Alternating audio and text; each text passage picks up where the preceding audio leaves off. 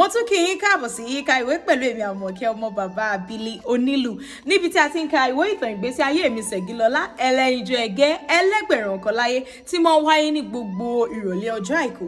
Tí ẹ bá ṣe ń ṣalábàápàdé fọ́nrán yìí ẹ má gbé kúrò, ẹ tẹ̀lé mi, ẹ jẹ́ a jọ ka ìwé yìí, ẹ wá nǹkan fìdílé.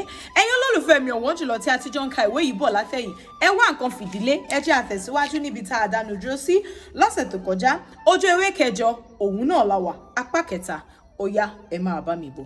Kò sí nǹkan méjì tí ó mú mi sọ èyí lẹ́yìn pé mo ti mọ̀ dájú pé èmi kò ní fẹ́ Sànyà lọ́kọ níwọ̀n ìgbà tí ó jẹ́wọ́ fún mi pé òun kò ní lè gbé mi ní arédè nítorí pé èèwọ̀ ìdílé àwọn ni arédè gbígbé ń ṣe.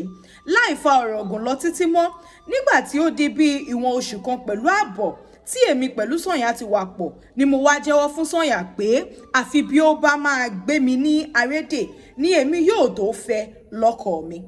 Láàárín oṣù kan àbọ̀ tí èmi pẹ̀lú Sànyà fi wà pọ̀ yìí, láìka àwọn nǹkan iyebíye gẹ́gẹ́ bí aṣọ tàbí gèlè tí Sànyà fi ta mi lọ́rẹ, iye owó tí mo rí gbà lọ́wọ́ Sànyà lé ní pọ́n 15.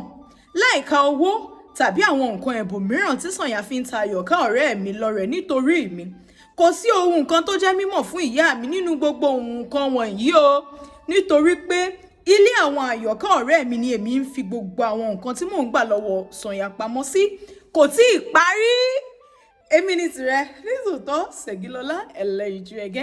Ìpàdé dọ̀sẹ̀ tó ń bọ̀, ẹ dákun ẹ bá ń pín fọ́nrán yìí kó lọ jìnnà kí àwa tá a jọ ń ka ìwé yìí kí a lè pọ̀, nítorí ẹ̀kọ́ ń bẹ níbẹ̀ fáwọn ọlọ́mọge, àwa táwa ń lé ọkọ, àwa ọ̀dọ́, gbogbo wa àtòbí, gbogbo wa náà láàárẹ̀ kọ̀ọ̀kan ń bẹ. Èmi ní tiyín tòótọ́ Àmọ̀kẹ́ ọmọ bàbá Abílí onílù ní ìlú òkè o. Ire o, ìpàdé dọ̀sẹ̀ tó ń bọ̀.